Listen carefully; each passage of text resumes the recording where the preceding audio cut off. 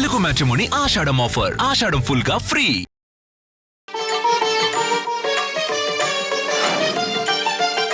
శ్రీరామ జయం.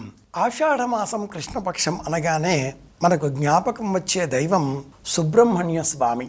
ఈ మాసంలో కృత్తిక నక్షత్రం ఉన్న రోజున ఆడి కృత్తిక అన్న పేరిట విశేషమైన ఉత్సవాలను తమిళనాట ఉన్నటువంటి సుబ్రహ్మణ్య క్షేత్రాలలో పాటిస్తూ ఉంటారు.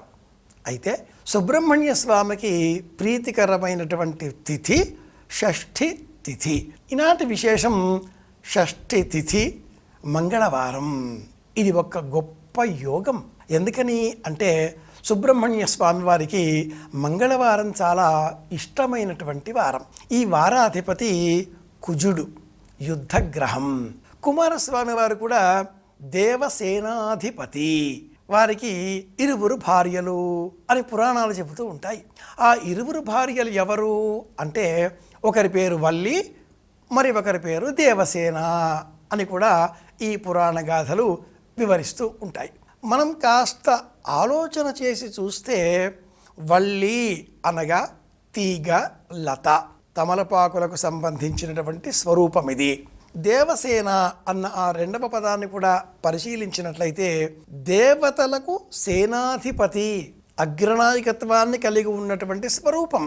మహిళా శక్తిగా శక్తిని ప్రదర్శించేటటువంటి రూపంగా మనం అర్చన చేస్తున్నాం.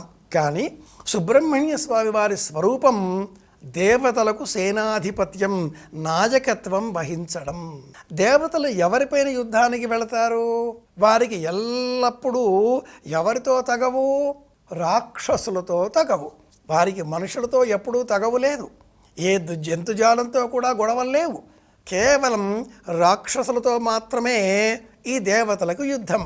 దేవతలందరికీ కూడా నాయకత్వం వహించే దైవం కుమారస్వామి. మనకు కూడా నిరంతరం ఎవరు శత్రువులు? మనలో ఉన్నటువంటి కామ, క్రోధ, లోభ, మోహ, మద, మాత్సర్యములు అనే 6 వీటికి వర్గములు అని పేరు. షడ్ వర్గములు అంటాం. అరి అంటే శత్రువు, అరిషడ్ వర్గములు అంటాం మనం. ఇవి ఎన్ని అంటే 6. దేవసేనాధిపతి అయినటువంటి ఆ సుబ్రహ్మణ్యుడిని పెంచి పోషించిన కృత్తికలు 6.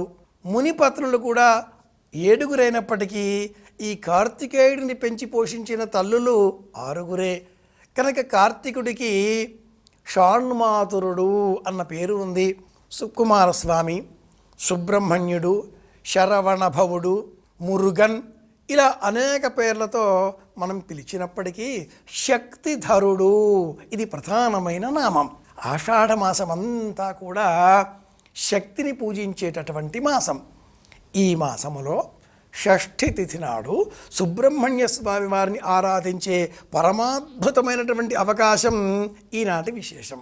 వివాహం కానటువంటి బ్రహ్మచారికి ఎరుపు రంగులో ఉండే ధోవతి, కండువ బహుమానంగా ఇవ్వడం, తల్లి కొడుకులు ఇరువురికి కూడా బహుమానాలు అందించడం, వారిని ఆనందపరచడం, మాకు విజయం కలిగించే విధంగా మాకు కూడా సేనాధిపత్యం వహించు సుబ్రహ్మణ్య అంటూ ప్రార్థించడం, ఇవి ఈరోజు మనం చేయవలసిన పనులు.